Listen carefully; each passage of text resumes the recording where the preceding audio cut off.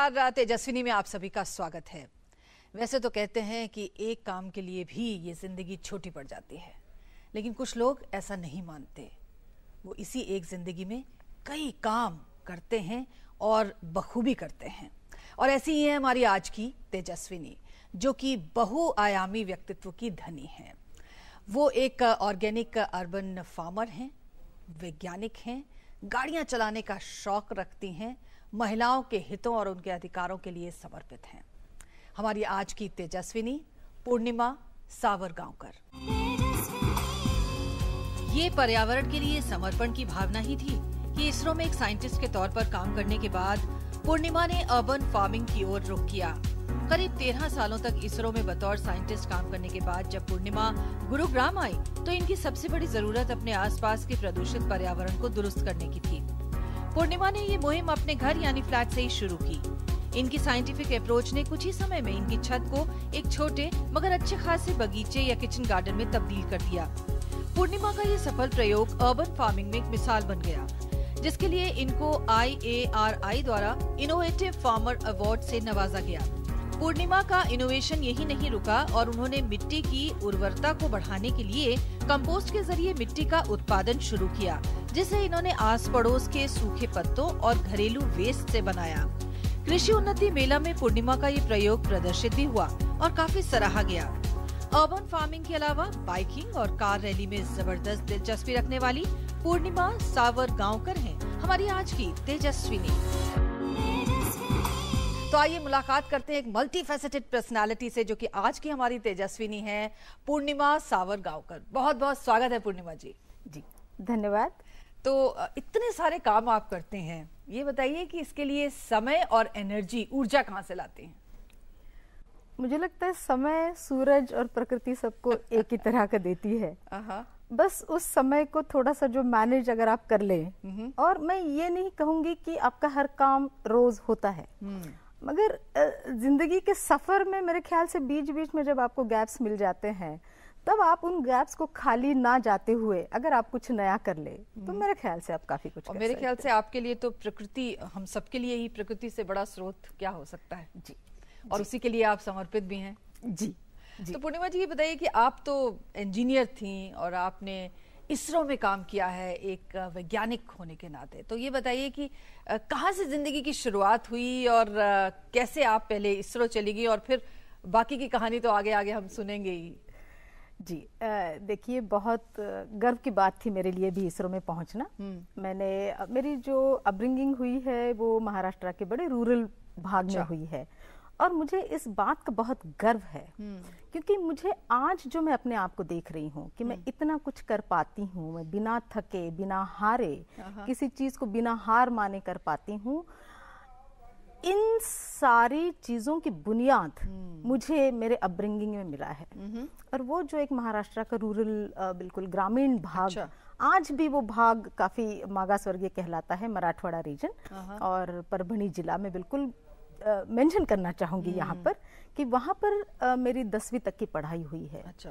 वो ऐसी स्कूल में हुई है नीलम जी कि उस स्कूल के जो फाउंडर थे, संस्थापक थे, वो पोलियो अफेक्टेड थे। अच्छा। और वो बेरली मूव कर पाते थे, उनके हाथ पैर सारे अकड़े हुए थे। मुझे वो बचपन और वो अभी भी नज़ारे सामने आते हैं कि एक रिक्शा वाला हुआ करता था और उनको उठा के, रिक्शा से उठा के, और उनको क्लासरूम में बिठाता था, और उनकी एक फिक्स रूम हुआ करती थी, और वहां पर फिर हर क्लास को बुलाकर और वो हमें पढ़ाते थे। सो वहां से कई, उनका नाम था शिवणकर गुरुजी, और मैं एक दो मेरे गुरुजियों का नाम लेना चाहूंगी जिन्होंने ये सारे सीड, ये सारे बीज मेरे बचपन में बोए। एक HP पाटिल सर, हम उनको कहते थे, HP पाटिल सर, वो आज भी सर है, मैं जाती हूँ तो उनसे मिलती हूँ। इन दो व्यक्तियों ने, और कई मेरे शिक्षक मेरे स्कूलों में, मैं बहुत अपने आप को नसीबवान मानती हूँ कि सारे शिक्षकों ने शायद मुझ में वो कहीं जोत देखी, और उस जोत को जो फ्यूलिंग करने का काम या जो उसको दिशा दिखाने का काम जो है, वो मेरे माता पिता ने, मेरे समाज ने और मेरे शिक्षकों ने बहुत बखूबी किया है। सो मैं यूँ कहूँगी कि मेरे आसपास जो समाज का एक फैब्रिक था, बिल्कुल, वो बहुत ही सुदृढ़ था, और उस फैब्रिक में फिर मेरे ख्याल से लीडरशिप के या नए वेंचर्स लेने के, जिंदगी को हरदम अपॉर्चुनिटी के तरीके से देखने के जो बीज मेरे परिवार ने और मेरे शिक्षकों ने डाले, मेरे ख्याल से वो आज इतने बड़े हुए हैं। बिल्कुल। तो फिर इसरो में कैसे आप पहुंची, और इसरो में एक वैज्ञानिक के तौर पे आपने लगभग 13 साल वहां पे काम किया? जी। सो मेरा 10वीं तक का यहाँ एजुकेशन होने के बाद में 11वीं 12वीं में थोड़े एक बड़ी शहर में गई थी, और उसके बाद फिर मैंने औरंगाबाद में इंजीनियरिंग किया, Jawaharlal Nehru engineering college. Engineering complete होने के बाद में मेरा अभी रिजल्ट भी नहीं आया था, और जिस कॉलेज से मैंने पढ़ाई करी उन्हीं के संस्थापकों ने मुझे नौकरी हाथ में दे दी। मतलब मैं हॉस्टल से जब घर गई तो नौकरी का लेटर लेके चली गई, मेरा रिजल्ट भी अभी तक आया नहीं था। अच्छा।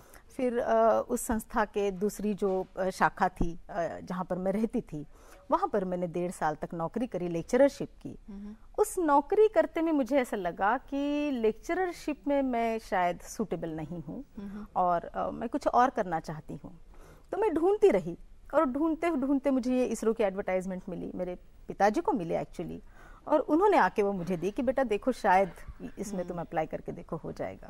तो मैंने अप्लाई किया और मैं तो वहाँ पर आप क्या, इसरो में आपका क्या काम था? एक वैज्ञानिक के तौर पर आप वहाँ काम कर रही थी? जी, इसरो में क्वालिटी एंड रिलायबिलिटी एक डिवीजन है, जहाँ पर जब एक उपग्रह बनता है, सो उपग्रह पर इस्तेमाल होने वाली हर चीज की एक क्वालिटी होना जरूरी होता है।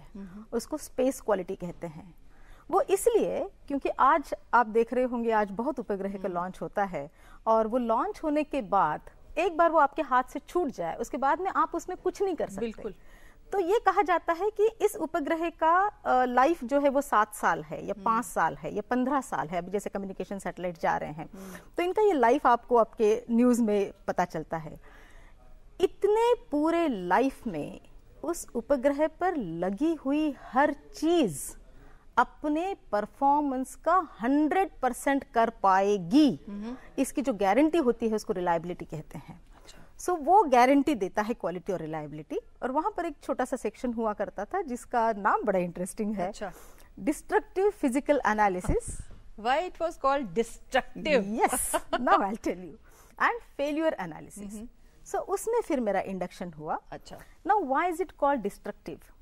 ऐसा है कि हम किसी भी चीज को बाहर से, जैसे कहते हैं ना, गिफ्ट का रैपर भले बहुत अच्छा लगे, बहुत अच्छी क्वालिटी हो, मगर उसके अंदर की जो चीज है वो उसी क्वालिटी की बनी हुई है या नहीं। अच्छा। जैसे कहते हैं कि इंसान के व्यक्तिमत्व में हर पहलू मायने रखता है, वैसे ही कोई भी जब इलेक्ट्रॉनिक कंपोनेंट या कोई भी चीज जब ये फ्लाइट मॉडल में लगती है सैटेलाइट के, तो उसका हर मटेरियल, उसकी हर प्रोसेस, उसका हर टेस्ट रिपोर्ट, हर कुछ मायने रखता है। तो मेरा ये काम था कि जो फ्लाइट क्वालिटी के कंपोनेंट्स आते थे उनको हम तोड़ के अंदर देखते थे, बिल्कुल माइक्रो और नैनो लेवल्स पर जाकर, कि इसमें जो मटेरियल दिया हुआ है वो उस क्वालिटी का है कि नहीं, जिसके बूते पर हम ये कह सके कि ये कंपोनेंट 15 साल काम करेगा, ये कंपोनेंट 10 साल कहेगा। इसलिए उसको डिस्ट्रक्टिव फिजिकल एनालिसिस कहते हैं। रही बात फेल्यूर एनालिसिस की, सैटेलाइट अब तो खैर काफ़ी हमने महारत हासिल कर ली है, और हम बिल्कुल एक अभी बहुत ही रेगुलर तरीके से अब सैटेलाइट्स बन रहे हैं इसरो में। मगर 1990 तक ऐसा था कि काफ़ी एक्सपेरिमेंटल लेवल्स पे अलग अलग सैटेलाइट के मॉडल्स, अभी भी काफ़ी सारे एक्सपेरिमेंट चलते हैं। तो सैटेलाइट 3 लाइफ स्टेजेस से गुजरता है। एक को ब्रेडबोर्ड मॉडल कहते हैं, एक को इलेक्ट्रॉनिक थर्मल मॉडल कहते हैं, और फिर फ्लाइट मॉडल कहते हैं। ब्रेडबोर्ड मॉडल जो है वो सिर्फ इलेक्ट्रॉनिक कंपोनेंट्स को एक वायरिंग किया जाता है और उसका एक इलेक्ट्रॉनिक परफॉर्मेंस दिया जाता है। इलेक्ट्रॉनिक थर्मल मॉडल में जो स्पेस का एनवायरनमेंट है, टेम्परेचर्स हैं, वैक्यूम है, वो सारा लैब में क्रिएट होता है। उसमें इस इलेक्ट्रॉनिक मॉडल को रखा जाता है और वो ये देखा जाता है कि उस माहौल पर ये काम करेगा कि नहीं। इसके सक्सेस के बाद फिर फ्लाइट मॉडल बनता है। सो ये जो उसकी स्टेज होती है, पहली 2 स्टेज, उस स्टेजेस में कई कंपोनेंट्स फेल होते हैं, कई सिस्टम्स फेल होती है। फिर वो फेल्यूर हमारे पास आता है, हमारे डिवीजन के पास में, और हमारा फिर वो सीआईडी का काम शुरू होता है कि ये फेल क्यों हुआ। उसकी जरूरत इसलिए है कि जो फेल्यूर हम यहीं टैकल कर सकते हैं बिफोर लॉन्च, वो बहुत अच्छा है। एक बार लॉन्च होने के बाद आप ऊपर जाके, तो मैं समझ गई कि शायद यहीं से ही आपने प्रेरणा ली कि फेलियर को अपॉर्चुनिटी में कैसे बदलना है और तमाम तरह की अपॉर्चुनिटीज को किस प्रकार से अपने ध्येय के साथ आगे बढ़ना है। ये काम पूर्णिमा जी ने कर कर दिखाया। एक छोटा सा ब्रेक लेते हैं तेजस्विनी में और आगे बात करेंगे इनके और वेंचर्स पर।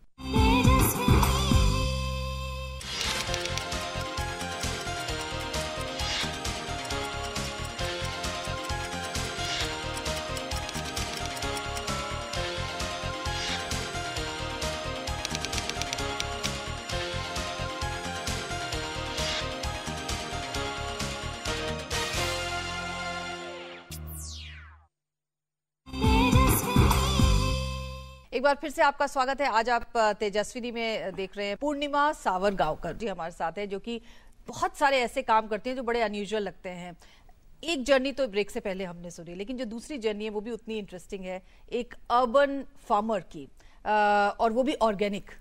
तो ये बताइए कि अपने छोटे से घर को आपने बिल्कुल एक खेत बना दिया है और उस खेत में आप तरह तरह की फसलें लगाती हैं। ये कैसे संभव कर दिखाया और कैसे इसमें आपका इंटरेस्ट आया?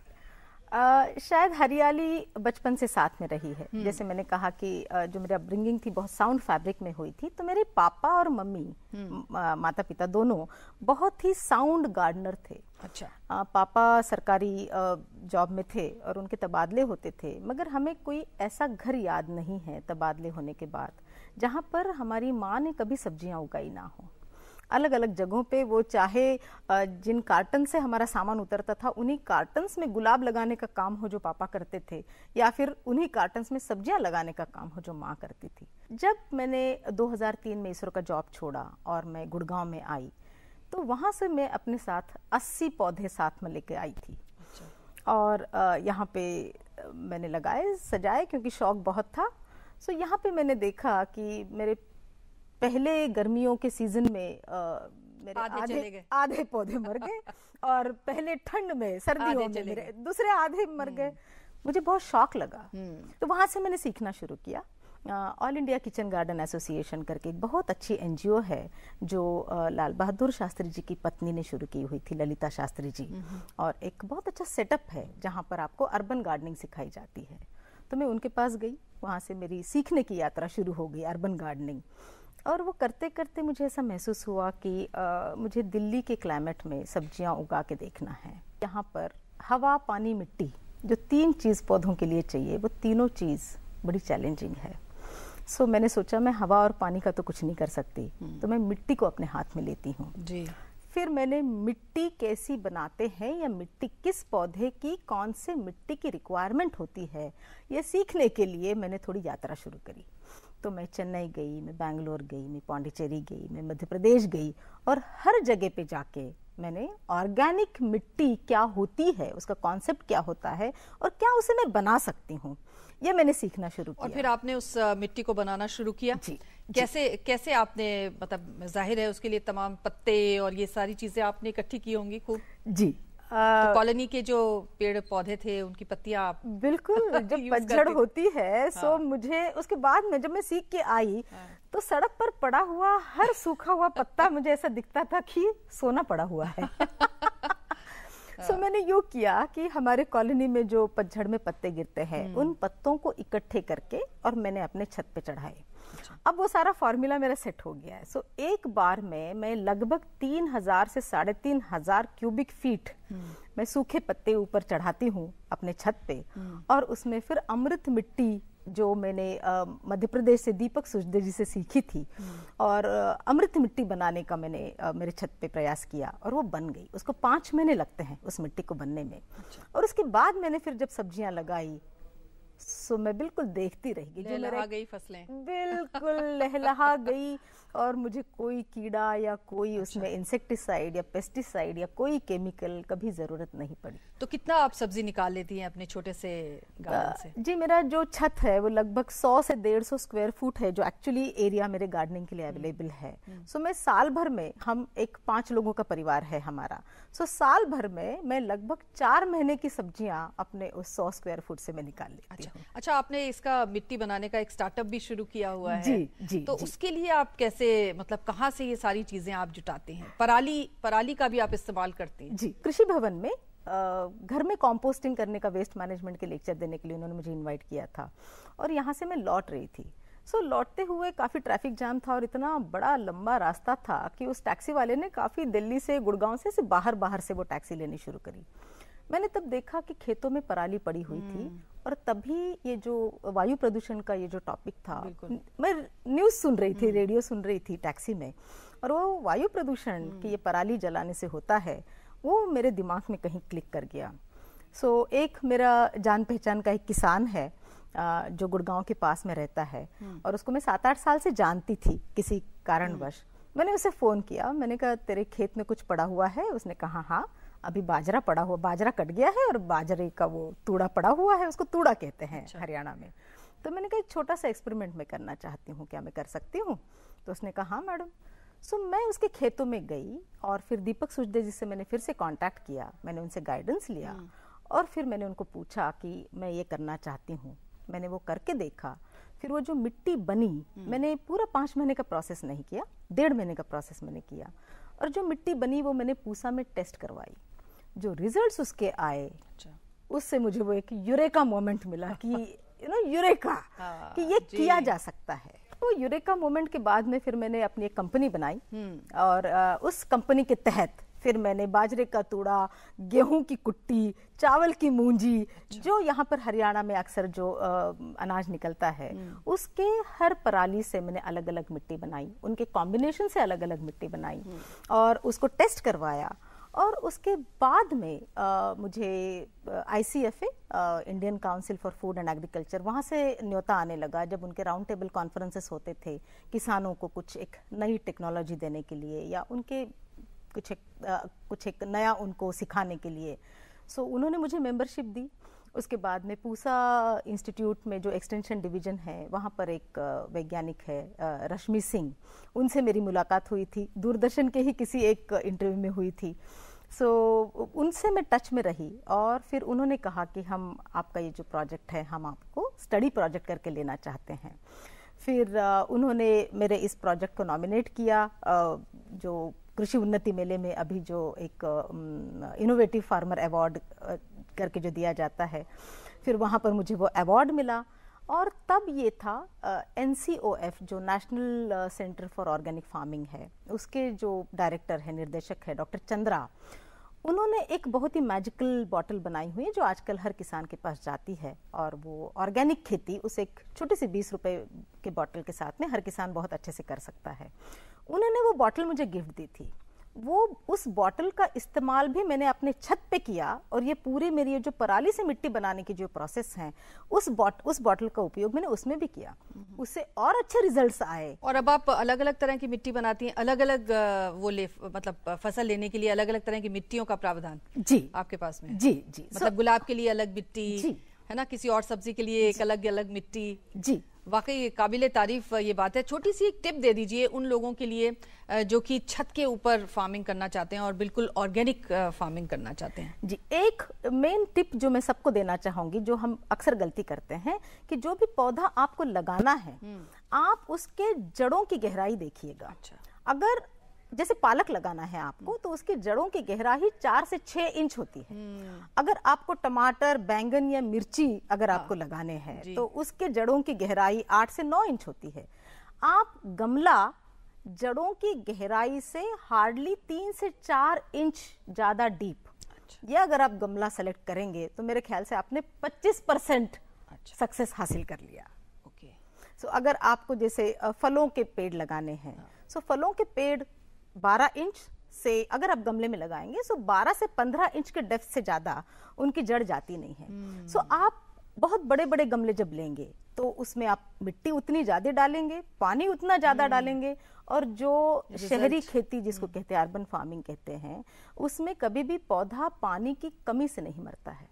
पानी ज्यादा होने से 90% इस पे देखा गया है कि पानी ज्यादा होने से पौधा मरता है। आप तो इतनी सारी चीजें करती हैं, लेकिन एक चीज जो बहुत विशेष मुझे लगती है वो ये कि आपको गाड़ियां चलाने का बहुत शौक है और आप कार रैलीज में भी जाती हैं। तो ये बताइए, कौन सी गाड़ी चलाने का आपको शौक है? मुझे बस गाड़ी होनी चाहिए, कोई भी हो जाए, कोई भी गाड़ी होनी चाहिए। ट्रैक्टर भी चला लेती हैं आप? जी जी जी, मैं ट्रैक्टर भी चला लेती हूँ और बचपन से शौक रहा है। और मोटरसाइकिल चलाना मुझे बहुत अच्छा लगता है। कौन सी भारी वाली मोटरसाइकिल चलाती हैं आप? एनफील्ड मैं चलाती हूँ। तो उससे भी आपने एक्सपीडिशन किया है? जी, उससे मैंने राजस्थान का एक 250 किलोमीटर का एक्सपीडिशन किया था। एक्चुअली मेरा एक सपना है और मैं कई सालों से कहती हूँ कि मुझे एनफील्ड में मेरे भारत का भ्रमण करना है। भारत की जो बाउंड्री है जो आजकल खतरे में है, हर दिशा से भारत की बाउंड्री खतरे में है, तो उस बाउंड्री को मैं एक बार एनफील्ड पे नापना चाहती हूँ। अच्छा, तो ये जो थोड़ा सा एडवेंचर वाला हिस्सा है, मतलब वो भी आपको कहीं ना कहीं कुछ ना कुछ करने की हमेशा प्रेरणा देता है, मुझे ऐसा लगता है। है ना? तो ये जो एक्सपीडिशंस है, इसके लिए किस प्रकार से क्या आपने कुछ ट्रेनिंग वगैरह इसमें लिया है, या ये सिर्फ और सिर्फ एक शौक है? नहीं, जैसे फेल्योर एनालिसिस में यू लर्न ऑन जॉब और मुझे फेल्योर से डर नहीं लगता। तो कोई ऐसा छोटा सा एक्सपीरियंस शेयर करिए ना, इस दौरान जब आप मोटरसाइकिल लेकर राजस्थान का भ्रमण करने निकली थी या गाड़ी लेकर रैली में निकली थी, कोई ऐसी बात जो आज तक आपको याद आती हो और आगे के लिए भी सबक देती हो? 2 बातें हैं। जब मैं मोटरसाइकिल लेके हरियाणा से राजस्थान में निकली थी, सो यहाँ पर बहुत आदत नहीं है कि महिलाएं बिल्कुल 2 व्हीलर चलाती है, मोटरसाइकिल तो बहुत दूर की बात है। तो जब तक वो पूरा हरियाणा का वो पूरा रास्ता था राजस्थान में आने से पहले, शहर के हाईवे पे हर नजर बहुत अलग थी। जैसे मैं हर वक्त कहती हूँ कि 2003 तक, जब तक मैं इधर आई नहीं थी गुजरात और महाराष्ट्र छोड़ के, मुझे कभी मेरे समाज ने ये महसूस नहीं करवाया था कि मैं एक स्त्री हूँ। मुझे पता है कि मैं एक स्त्री हूँ, वो है, वो नेचुरल फैक्ट है, कुदरती फैक्ट है। मगर यहाँ आने के बाद मुझे ऐसा लगा कि समाज आपको महसूस करवाता है कि आप एक स्त्री हैं। सो वो जब मैं एनफील्ड चलाती हूँ, चाहे आज भी मेरे कॉलोनी में चलाती हूँ या रोड पे चलाती हूँ या हाईवे पे चलाती हूँ, तो वो एक पता नहीं चैलेंज सा मुझे लगता है कि हर कोई इस तरह से देखता है कि एक स्त्री मोटरसाइकिल चला रही है। सो मोटरसाइकिल चलाते समय ये वाकया मुझे याद आता है। और कार रैली, जब हम पहली कार रैली कर रहे थे मेरी सहेलियों के साथ में, सो वो रैली का रास्ता इतना अच्छा था कि आधी रैली में जाके हम लोगों ने ऑलमोस्ट डिसाइड कर दिया था कि रैली जीतना वितना कुछ है नहीं और हमें ये जो रास्ता है बस इस सफर का मजा लेना है। तो रास्ते में प्याज के खेत थे और प्याज निकले हुए थे और थोड़ी थोड़ी दूरी पर किसान परिवार वो प्याज चुनते हुए बैठे थे। सो हमें जब भी वो पड़ाव मिलता हम नीचे उतरते और उनके साथ में हम प्याज चुनते हुए बैठते। कभी किसी ताऊ जी ने हमें छाछ पिला दी, कभी किसी ताऊ जी ने हमें चाय पिला दी। तो हमने जो पूरी रैली थी, हम 3-4 सहेलियां थी, और वो जो एक याद है वो बिल्कुल हमेशा याद रहेगा, हमेशा याद। चलते पूर्णिमा जी, ये बताइए कि जैसे कि आपका जो इंटरेस्ट खास तौर से अर्बन फार्मिंग को लेकर है और इस समय सरकार का भी पूरा ट्रस्ट है कि किसानों की आमदनी को दोगुना किया जाए, प्रधानमंत्री से भी आपकी मुलाकात इसी सिलसिले में हुई भी थी। ये बताइए कि क्या मिशन है आगे, खास तौर से इस रास्ते पर जबकि आप चल पड़ी हैं, अपनी जिंदगी को किस प्रकार से देखती हैं आने वाले वर्षों में, क्या कुछ करना चाहती हैं आप किसानों के लिए? जी, किसानों के लिए मुझे ये लगता है कि ये जो यूरेका मोमेंट मेरा आया है उस मिट्टी का, एक बहुत अच्छी अपॉर्चुनिटी है। मैं ये नहीं कहूँगी कि सारे किसानों के लिए, हाँ सारे किसानों के लिए है, मगर थोड़ा वक्त लगेगा सारे किसानों को ये मिट्टी अपने खेतों में बना के उसको यूज करने के लिए, और बहुत कुछ उसके लिए ग्राउंड वर्क चाहिए होगा। सो मैं ये तो नहीं क्लेम करूंगी कि इस मिट्टी को ले तो किसान अपनी आय दुगनी कर सकता है। जरूर वो बहुत न्यूट्रिशियस खाना जरूर उगा सकता है, और इस मिट्टी का जनरली ये देखा गया है कि हॉर्टिकल्चर में ये मिट्टी जो इसके तरीके हैं, जिस तरह से उसको बनाना है, जिस तरह से उसके रेज्ड बेड्स बनाने हैं, सो हॉर्टिकल्चर में ये बहुत फायदा देती है। और बाकी जहाँ पर आप गन्ना या गेहूं ज्वार वगैरह उगाते हैं वहां पर थोड़े इसके चैलेंजेस हैं। मैं हालांकि शहरों से आई हूं और मैं अर्बन फार्मिंग कहती हूँ, और अब तो मेरी आइडेंटिटी भी बन गई है अर्बन फार्मर, तो मैं किसानों को इस एक मौके में देखती हूँ कि ये जो पराली से मिट्टी बना के आप अर्बन फार्मर्स को देने का एक जो ये जरिया, जो एक यात्रा जो मैंने ढूंढ निकाली है, इससे दोनों एंड के फायदे हैं। जो शहरों में आजकल मिट्टी रही ही नहीं है, बिल्कुल, और जो मिलती है वो बहुत खराब मिलती है। इसलिए अगर शहरों के आसपास रहने वाले किसान इस मिट्टी को बनाना शुरू करे और वो अर्बन फार्मर्स को, अर्बन गार्डनर्स को दे दे, तो पॉइंट 1 एक जो ब्रिजिंग होता है, अर्बन रूरल डिवाइड जो है, वो ब्रिज कम हो जाएगा। मैंने तो एक पेपर लिखा हुआ था जो मैंने दिल्ली गवर्नमेंट को सबमिट किया हुआ था 2 साल पहले, कि कैसे आप सिर्फ अपने छतों को हरा भरा करके, जिसको ग्रीन रूफ कहते हैं, उसको आप ऑर्गेनिकली हरा भरा करके आप आज के जो हमारे अर्बनाइजेशन के प्रॉब्लम है, जैसे उसको, उन चैलेंजेस को दूर कर सकते हैं। उन चैलेंजेस को आप दूर कर सकते हैं। मेरे ख्याल से आप जिस मिशन में लगी हैं, वाकई लोगों को बहुत इससे प्रेरणा मिलती है और हमें उम्मीद है कि आप अपने इस मिशन में इसी प्रकार से कामयाब होती रहेंगी। बहुत बहुत शुक्रिया पूर्णिमा जी, हमसे बात करने के लिए, तेजस्विनी में आने के लिए आपका शुक्रिया जी। तो ये थी पूर्णिमा, जिन्होंने अर्बन फार्मिंग के जरिए ये सोचा कि क्यों ना इस धरती को हरा भरा किया जाए। अगले हफ्ते एक और ऐसी ही तेजस्विनी से आपकी मुलाकात कराएंगे। तब तक के लिए इजाजत दीजिए। नमस्कार।